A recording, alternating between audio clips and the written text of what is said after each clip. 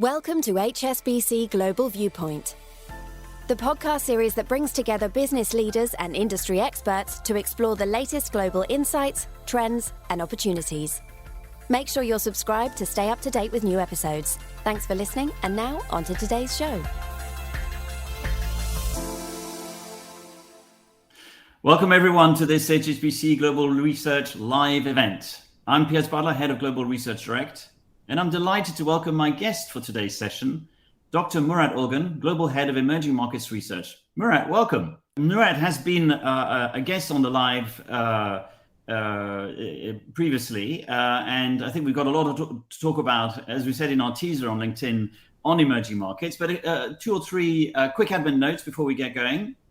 Firstly, as a reminder, this session is to give you the opportunity to ask Murat your questions. So please input in the dialog box on your screen, and they'll be relayed to me, and I'll be able to put them to Murat. We have less than 30 minutes, so don't hang about. Secondly, follow us on LinkedIn. It's hashtag HSBC Research, or follow Murat, who posts regularly. And also, if at any point you have a question about HSBC Global Research, there's a great email address that you should use. It's askresearch@hsbc.com. And after the live, don't hesitate to use it if you have questions on HSBC Research. And then finally, and importantly, this year's HSBC Global Emerging Markets Forum is about to take place. This is our annual forum where we cover all aspects of emerging markets. It's going to be online for 3 weeks from the 13th of September. And it will have over 150 companies presenting and 45 macro, thematic, and sector panels. It's open to clients. Contact your HSBC representative if you want to attend any or all of the sessions. All right, let's get the show on the road. Murat, whilst we wait for the questions to come through, let me ask you a couple. Obviously, since the last time that we did a live with you in April, quite a lot has happened. And I'm thinking in particular, let's start right at the top with the Fed raising rates in response to inflationary pressures. It's obviously not great for US markets, but traditionally the impact has tended to be amplified in emerging markets. In a way, you could put it, how would I put it? If the Fed sneezes, emerging markets catch a cold. Is that the case this time around? Thank you, Piers. Well, I mean, as you said, since April, a lot has happened. And I think it's fair to say that the headwinds facing emerging markets are getting stronger. We have global central banks getting more hawkish in the face of persistent high inflation, in certain cases even higher inflation. We got an important meeting today by the European Central Bank. Let's see what happens. And the Fed has, come up with pretty substantial rate hikes. The magnitude we haven't seen in decades. So there is an element of global cost of funding rising, and it is a major headwind for emerging markets, especially those who are in deficit and require fiscal and current account financing. But I think there is also an area which I think is a little bit overlooked, or maybe not enough discussion around it. I mean, we understandably focus a lot on the Fed rate hikes, ECB, global central banks. But in the background, there is also a balance sheet reduction, quantitative tightening, which started in earnest by the US Fed in June. They've started slow and they will size it up. So essentially, they're reducing the balance sheet, which has increased and expanded over the years. There have been a few waves since global financial crisis, and the latest we saw post-pandemic, pretty significant balance sheet expansion. We went through the taper, and now the balance sheet is in an outright reduction mode. As I said, the Fed started relatively small, and they're not outright selling assets. They just let the maturing assets run off of the balance sheet by about nearly $50 billion per month. But this is going to go up, according to the plans, if nothing changes, towards the end of the year to around $100 billion, which is $1.2 trillion per year.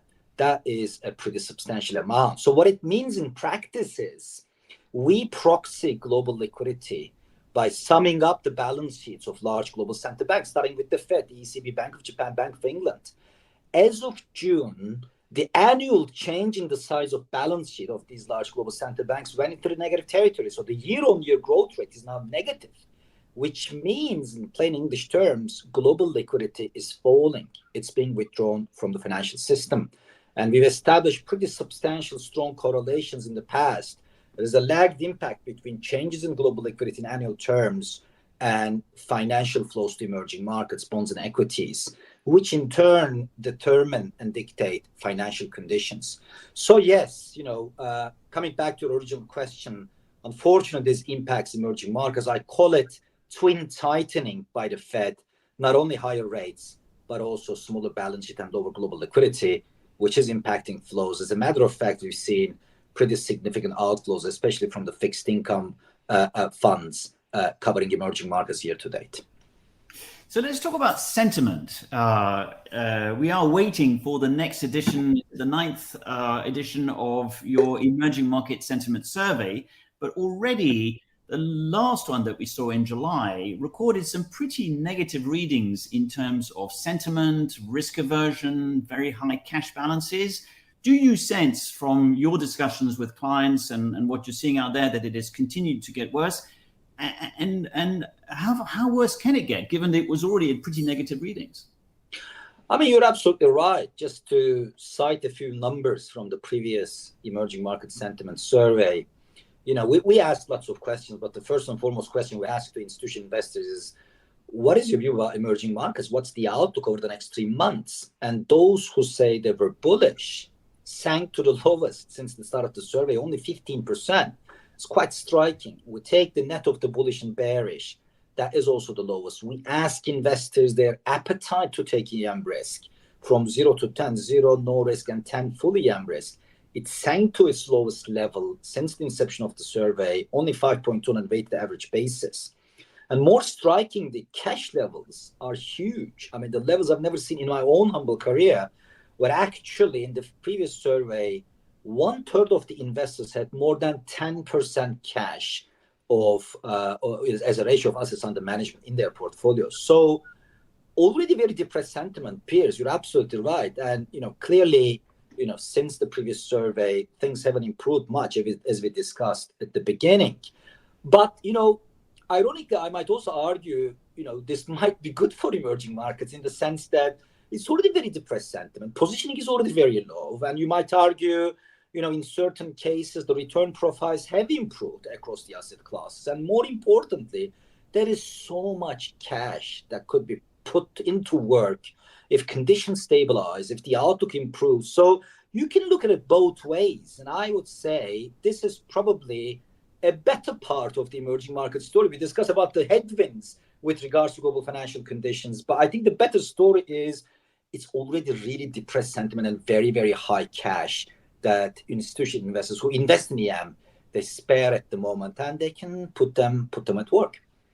So that really begs the question, Murat, of what could be the catalyst for all that cash coming back into the system. I think that's the $1 million question. I mean, of all my career, I always thought emerging markets having a stable macro background with growth, preferably, of course, and better growth than DM, but at the same time, relatively small imbalances, contained inflation, financing needs lower. When you have that stable macro background, investors get really interested. And I think there are certain parts of the emerging market universe, you can see that. I mean, yes, clearly, it is a very challenging environment, but if you look at GCC, for instance, it's not only high oil prices, but also, real policy change, counter-cyclical policies, fiscal reform, the competition in the region to attract business and capital. I think that part of the world is where we are still pretty constructive. I mean, the likes of UAE, Saudi, and other parts of GCC, we are quite constructive. And then there is Latin America, which, obviously has seen huge inflationary pressures early on, but they did tighten monetary policy a lot earlier as well. I mean, they started hiking rates 1 year earlier than the Fed. And some countries, particularly Brazil, you might argue is maybe a little bit ahead of the curve. I mean, we do expect monetary tightening cycle to finish pretty soon. And this is one of the rare parts of emerging markets where actually inflation momentum has turned around. and already falling, and you have pretty significant real risk premium. So I think certain parts of emerging markets are showing signs of stabilization and improving macro background. And yes, we are hearing investors are interested in such stories, especially with so much cash on the sidelines. So just a reminder for everyone to put your questions to Murat in the dialogue box that you have on your screen. Just sling them in there, and they'll come through to me, and I'll put them to Murat. We have a couple already. Murat, can you elaborate on Fed QT, how it should impact emerging markets? Yes, definitely. I think that's important. Again, to me, the debate surrounding interest rates is clearly very, very important and crucial for EM, misses the point that global liquidity is equally important. So what we do in our studies, we look at the total size of the balance sheet of large global central banks in dollar terms. We sum them up and we track them over the years or decades, actually. But more importantly, we believe it's the rate of change that matters a lot more. It's the annual change or the first derivative of global liquidity, not the level, but the rate of change. Because the rate of change, the annual pace, correlates very, very well with financial flows, inflows and outflows for emerging markets, bonds and equities combined. There are some lags. It may take up to a year between changes in global liquidity having an impact on financial flows. And just to cite you a few numbers, year to date, we have actually seen nearly $57 billion of outflows from EM fixed income. And against that, there have been inflows into equities, but net, we actually have outflows from emerging market funds. And we think this correlates or this stems from the fact that global liquidity is not falling. The annual change is declining. Then we take it one step further. We look at these financial flows, how they impact domestic credit conditions across various emerging markets, like 15 of them, large emerging markets, and we aggregate them into financial conditions.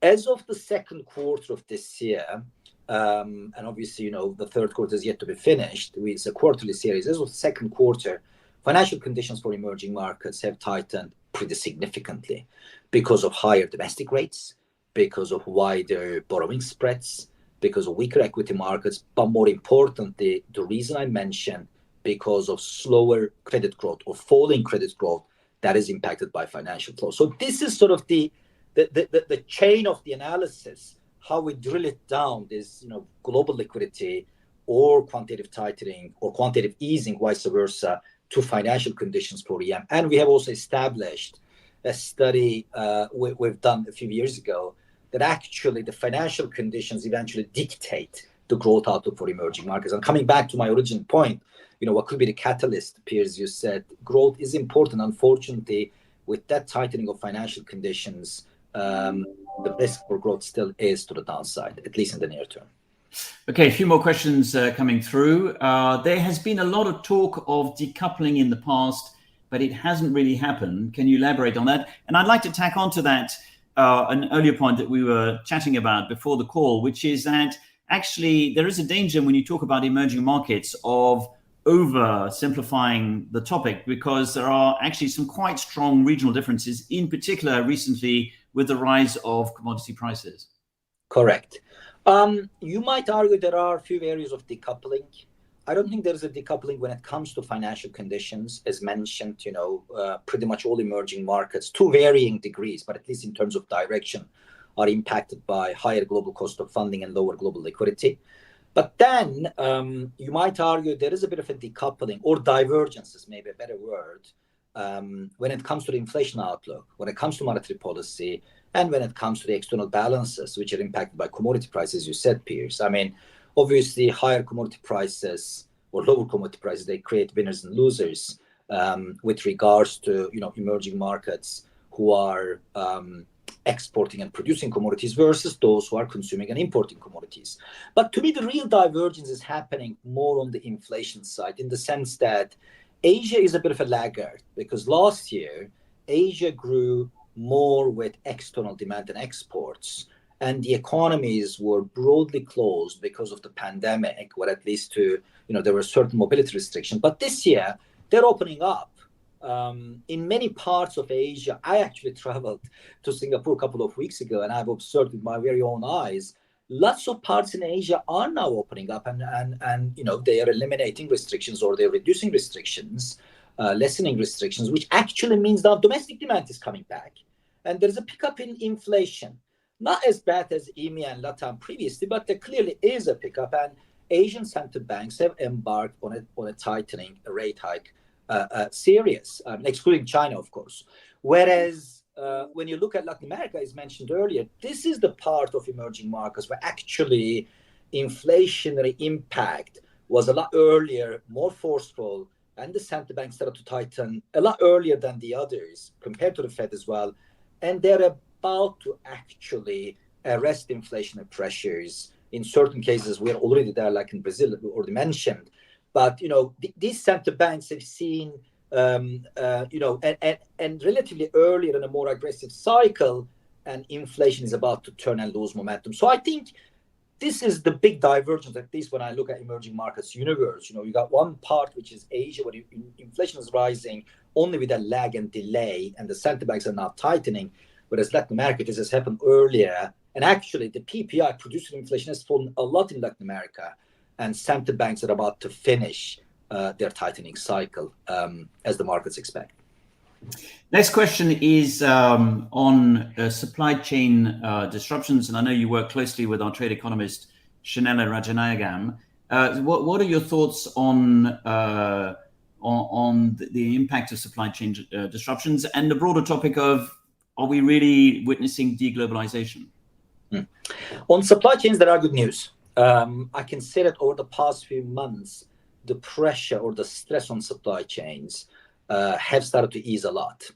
You may have seen since the beginning of this year, the US Fed has started to disclose what they call global supply chain pressure or stress index.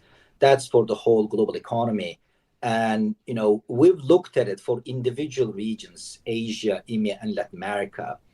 There was a genuine decline late last year since September up until February, especially in Asia, which really encouraged us in the beginning of the year. But then, unfortunately, this was interrupted by the war between Russia and Ukraine, and the supply chain pressure has intensified, at least through the spring months and into the summer months. But late summer, we are seeing some easing of that pressure. I mean, obviously, one important gauge is the Baltic Dry Index, which is a daily series that we follow, has fallen a lot very recently. So in that sense, there are good news that supply chain pressure is improving, which with a lag should impact producer inflation, cost side inflation, and that itself with a lag should actually reduce consumer inflation. So there are definitely good news there. Now, the topic of deglobalization, or perhaps maybe I should say reversal of gains from earlier globalization, I think it's a serious topic. And I think this is something that is unfortunately leaving some unwanted cost layers on inflation. And this is a long-running issue. And actually, this hasn't started with the pandemic or the war. We already had some trade frictions even early on, import tariffs, which has been causing some, changes and rejiggings in global supply chains, regionalization or reshoring. Then we had several waves of disruption due to COVID, which came in waves. Different variants caused, restrictions on mobility, on, shipments, ships leaving the ports, trucks driving or trains, etc. Obviously, there was a series over the last 3 years, a series of disruption on global supply chains. And obviously then there was, unfortunately, this war, which is impacting supply chains even further. So I think you can make a case that over the past 5-6 years, we've seen a lot of reversal of previous integration and improvement in global supply chains. And that's important because in our work, in our analysis, we've looked at emerging markets inflation versus trade openness. As emerging markets become more open to global trade, exports, imports as a ratio of GDP rising, as emerging markets take a bigger part from global trade, and global trade itself is a bigger part or a multiple of global GDP, there is a fall in inflation, which is very intuitive. Lowest cost producer, ship things around, quickly, flexibly reduces costs and inflation everywhere. I think what we are seeing, Piers, over the past few years is a bit of a reversal of that. And that is why inflation picture is so challenging. A couple of questions on currency. US dollar shows roughly 10 to 20% gain against emerging market FX. Where are you going there? And then also, how is the currency risk of emerging markets in a background of Fed rate hike and tightened liquidity? Yes, so I think it's quite well known and published as a house. We're still on the strong dollar camp. We have been, our FX strategists have been arguing this for more than a year, and they still argue US dollar should stay in the front foot, should remain strong, globally speaking. We can make an argument that US economy will slow in the coming term, but then when you look at the rest of the world, the challenges are even bigger. So in that regard, US Fed has probably have a more open and clearer pathway to tighten monetary policy in terms of balance sheet reduction and in terms of rate hikes compared to other large, big economies, which should keep dollar, stronger than the others. So that is our directional call. It clearly is not great news for emerging markets when you're in a strong dollar environment, although you might argue the impact really varies. I mean, you refer to, or in the question, Fed's tightening and strong dollar, how this would impact emerging markets. I think, generally speaking, it's not great news. But then you have to look at individual regions and countries where the financing requirements are large or not. I mean, depending on the macro stability and the financing needs of current account deficits or fiscal deficits, tightening of global liquidity and higher rates, they may have varying impacts. I think generally I should say that the bias is towards a stronger dollar, but it's not like every emerging market currency should be impacted to the same degree. I mean, I'll give you an example. South Africa, for instance, we had current account surplus in 2020. We had a current account surplus in 2021. This year, we're looking for a current account surplus. And next year, we're looking for a current account surplus, maybe a smaller current account surplus, but still. 4 consecutive years of current account surplus, we probably saw last time in South Africa like 50 years ago. So it's a big change. And clearly, there is a strong support from commodity price gains previously. And that reduces South Africa's external financing requirements. I mean, it doesn't mean that South African rand won't be impacted from strong dollar, but clearly it's a better position compared to the previous current account deficits. So I think one has to make a distinction across countries where there are financing needs and there better macro stability or not. But stronger dollar generally is, unfortunately, another headwind for emerging markets, adding up to this whole list of headwinds that we discussed in the beginning. So we're sort of, my God, the time flies. 5 minutes left. So you're going to have to make these one reasonably quick, and it's going to be a challenge because there are questions on specific countries. There's a question on Vietnam, Egypt, and India. So some quick thoughts on each of those. Oh, okay. I think, Vietnam is probably one of the beneficiaries of rejigging and shifting of global supply chains. And it clearly is an economy with better macro balances, significant amount of FDI inflows. So obviously, lots of potential to improve. It's quite interesting you brought that up, Piers, because we have done a broad study for emerging markets looking at the gains of total factor productivity over the previous decades. And total factor productivity is this sort of the efficiency component. It's what the economy generates beyond of what you input into the economy, beyond labor and capital. These are your efficiency gains, right? Strong capital inflows, rules, regulations, improving business environment, etc. When we looked at emerging markets over several decades, after the global financial crisis until the pandemic, total factor productivity fell pretty much everywhere. The only country where it actually went up was Vietnam. And then the other country where actually it didn't fall, it didn't rise, but it didn't fall was India. And that was your other question, where actually over the medium to long term, we're very constructive. I mean, you have demographics, you have, substantial reform, introduced earlier to make India, a lot more efficient in terms of, goods and services tax and banking sector reform, changing monetary parameters and components. And now, there are more and more signs that inflation is coming under control. I think India definitely remains one of our sort of, favorite choices over the medium to long term. Now, Egypt, clearly the most important, news or the announcement that everybody's expecting in the near term is a potential IMF program that the authorities are still in discussion with. I think, once we have an IMF program or once we know the parameters of Egypt, we can probably have a better outlook into the future. There has been some pressure, some volatility in the markets. There has been a devaluation of the currency and rate hikes. There is still a current account deficit. Budget deficit has come down a lot, but there is still some financing needs. And needless to say, Egypt has been impacted by higher food prices, which have been coming in lower over the past 3-4 months. I think going forward, once we have news about the IMF program, we know the details, and obviously there's very strong support from the Gulf partners for Egypt.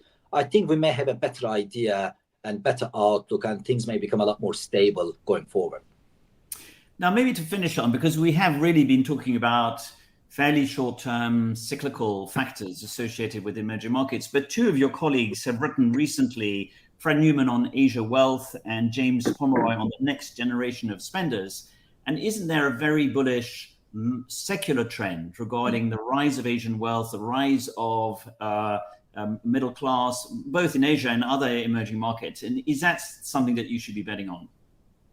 No, absolutely. Look, both you and I, we've seen ups and downs in emerging markets. There are cycles, but if you try to look through the cycle over the medium to long term, there are secular dynamics which actually should, make emerging markets perform much better. I mean, one of them you mentioned, the catch-up potential on spending based on increasing income and wealth.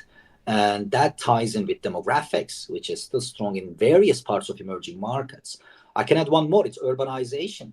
The colleagues you mentioned, like James in particular, he has written a lot about this, that in, developed markets, maybe around 3/4 of people live in urban cities, but in emerging markets, only like 50% or something. And with urbanization comes significant job potential and also infrastructure investments.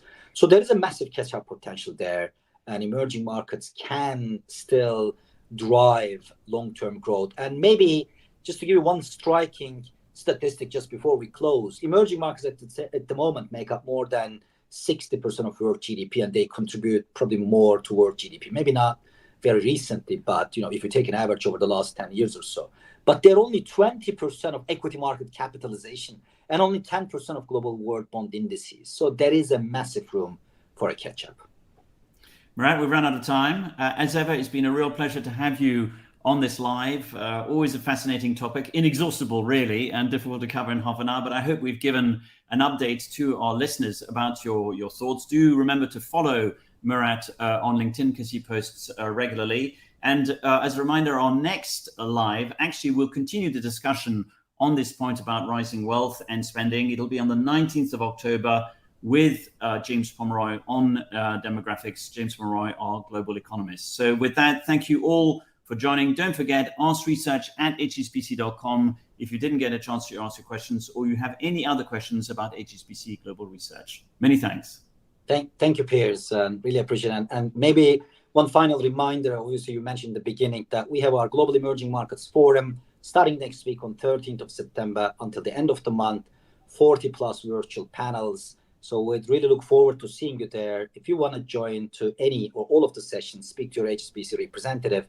We also have a physical in-person session for those who are in London, which is next week on Thursday on the 15th in the afternoon. So please do speak with your HSBC representative, and we look forward to seeing you all there. Thank you.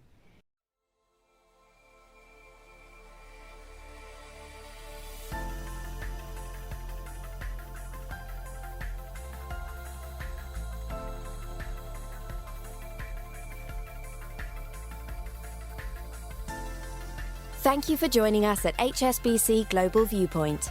We hope you enjoyed the discussion. Make sure you're subscribed to stay up to date with new episodes.